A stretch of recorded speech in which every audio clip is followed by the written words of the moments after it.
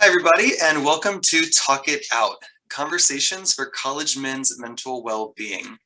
The goal of Talk It Out is to emphasize the humans of UCSD and shed light on these issues that we, especially men, don't talk about that often. My name is Christopher Spurling. I'm a health educator here with UCSD Health Promotion Services. My emphasis area is men's health, but I also work with LGBTQ plus health, sexual health and well-being, and other areas as well. Today, I'm joined by Dominic, and if you wouldn't mind introducing yourself, telling us a little bit about what you do and how that relates to mental health. Yeah, so I'm one of the research coordinators here at UCSD Health Eating Disorder Center for Treatment and Research. I work with Dr. Tiffany Brown, and sort of what our lab broadly focuses on is body image and eating disorders in men, as well as other understudied populations such as LGBTQ plus individuals. And so we do a lot of research on treatment and prevention and how these various pressures that culture has on these different groups and how we can tailor these treatments to target those specific pressures.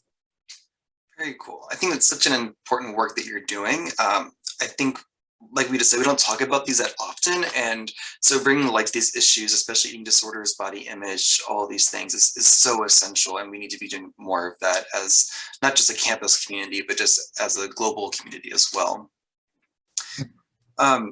Could you share a little bit about why mental health and well-being is important to you in general? Yeah, absolutely. So when I was in high school, I was not sure that I was going to go into mental health. I was sure I was going to study evolutionary biology.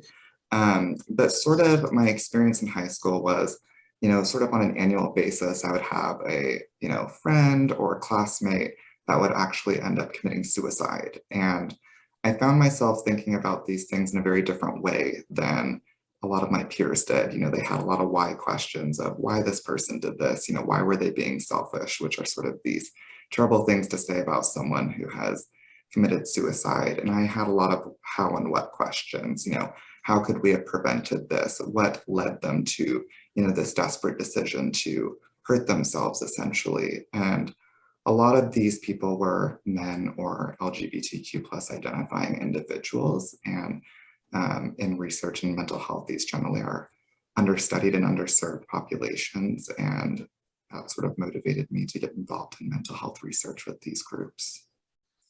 Gotcha. And that's really interesting that you bring that up. We know from the research that men, as far as the percentages go, attempt suicide less than women, but they have that higher completion rate of actually completing that suicide for choosing more violent methods and things like that, more final methods. So finding that disparity between attempt versus completion and really addressing that is so important. And first, also, thank you so much for sharing that. That's very personal. And I think that will resonate with a lot of people who've been in similar situations. So thank you very much for sharing that. Yeah, absolutely. So kind of taking all of that and bringing it to like the UCSD men, male, masculine-esque demographic, whatever that means to the listeners out there. What would you like men at UCSD to know about eating disorders? Yeah, so I think with eating disorders in general, a lot of mental illness sort of gets stigmatized and labeled as being this or that. And I think with eating disorders, generally speaking, these are considered feminine disorders, that they're female only occurring.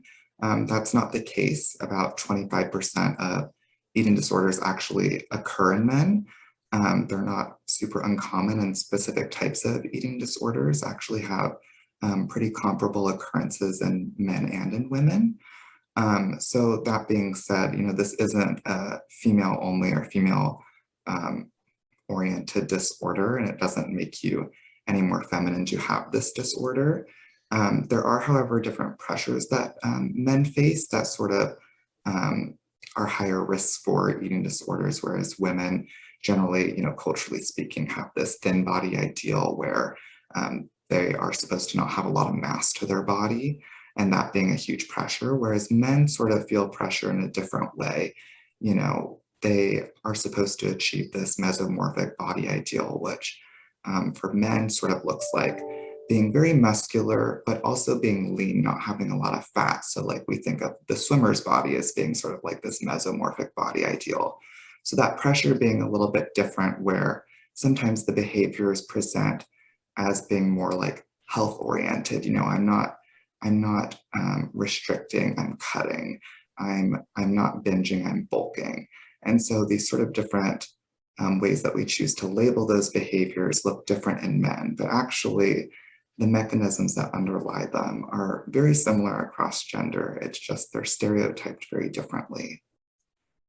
Gotcha. That's so interesting. And I think there's a lot of myths and misconceptions about eating disorders, like kind of across the board. But I think when someone hears eating disorders, they immediately think getting skinnier or losing weight or trying to drop things. And I think that kind of building side of that and looking at these cultural images and how that's important to that, that's such an important aspect of all of this. So thank you so much for bringing that to light. Absolutely. And a lot of the thinness, I think it's conflated because a lot of times people think, oh, eating disorders are thin. But that's really only associated with like anorexia spectrum disorders, where generally that BMI is being a huge component of that. Whereas there are so many other types of eating disorders that aren't necessarily linked to being smaller in size. A lot of OSFEDs, bulimia, specifically sort of the distinction between anorexia and bulimia is that these are people that are of normative, weights, or they could even be in bigger bodies and still have trouble with an eating disorder. So you can't just take, much like we would with physical health, you can't see that someone is actually healthy a lot of the times. Same thing with eating disorders, they are unseen as well. You cannot always tell when people have an eating disorder, which makes them very difficult to motivate people to come in and get treatment a lot of times when they're struggling with those dysregulated behaviors and stuff like that. That makes perfect sense. And yeah, I think reaching out is such an important thing that we try to do. And I know that obviously you do a lot of that as well.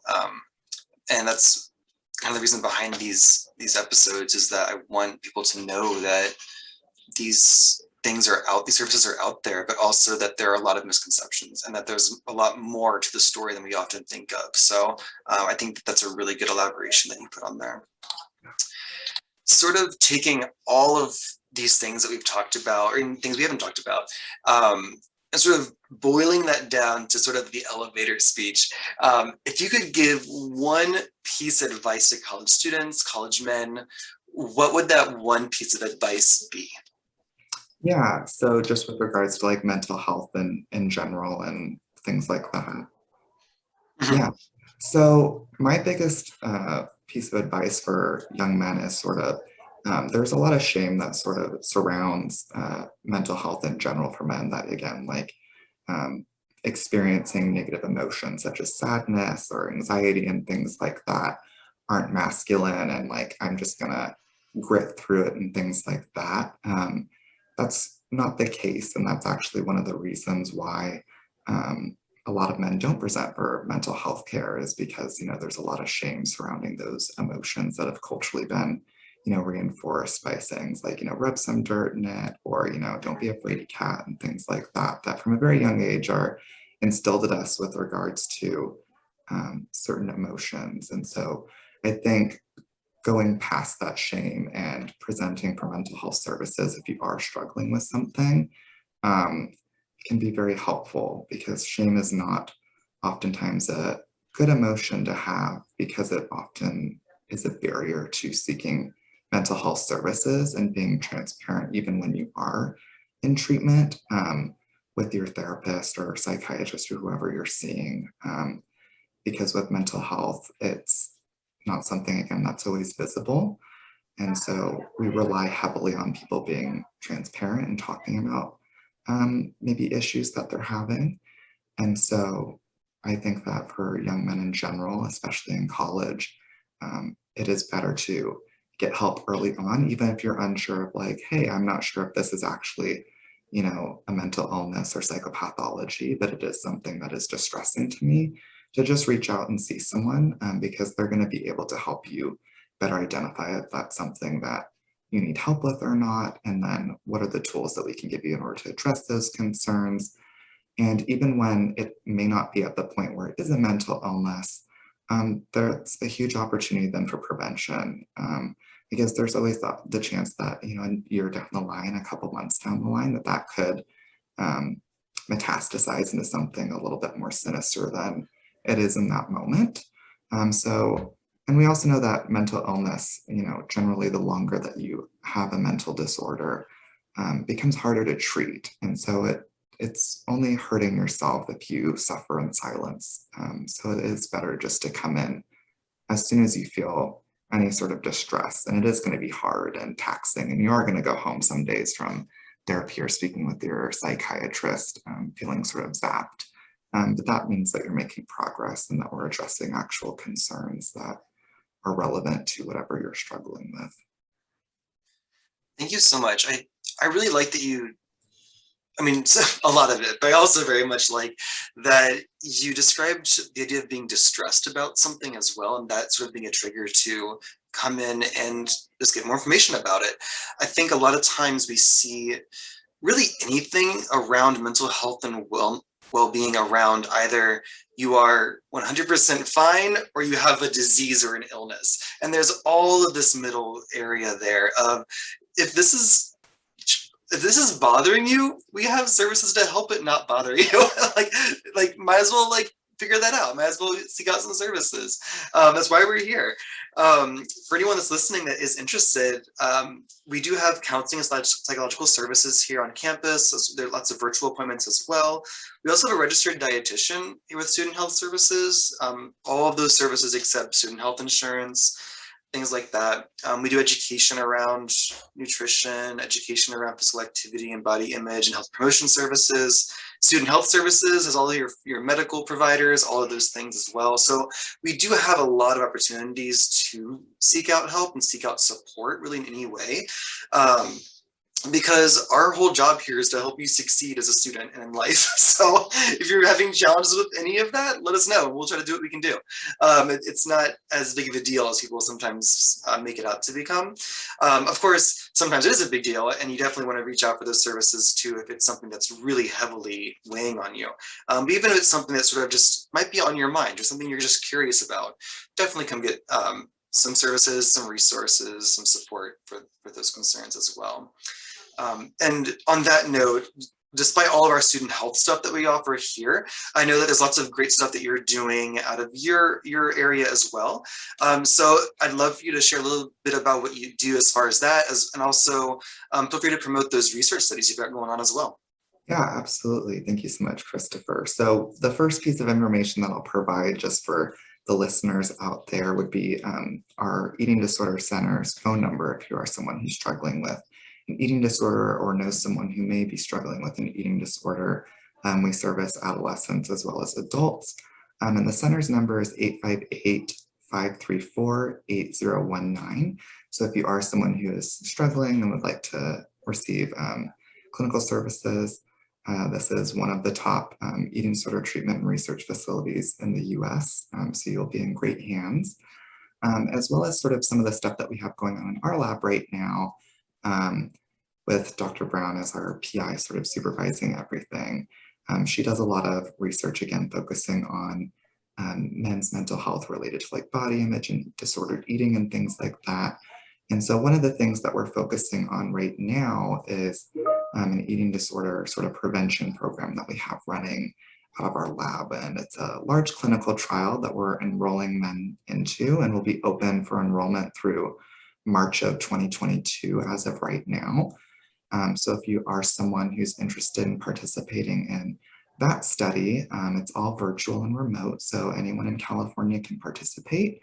If you're between the ages of 18 and 30 years old, you are eligible, and you can contact us directly at 858-255-4371 or email us at bodyimage@health.ucsd.edu if you'd like to participate or are interested in more information about sort of some of the studies that we have going on in the lab that are, you know, geared towards men's mental health in general. Very cool. lots of good ways to get involved for anyone listening out there. That's awesome. I'm so glad you're doing this wonderful work. It's always interesting to me to see how people find the areas of their passions and how they can really embrace that and help the community while they're at it. And so thank you so much for all the great work that you're doing. And I know it's only going to get better and more amazing as time goes on. That being said, that's all we've got for you today, everybody. Thank you for joining us for Talk It Out, and we'll see you next time. Bye.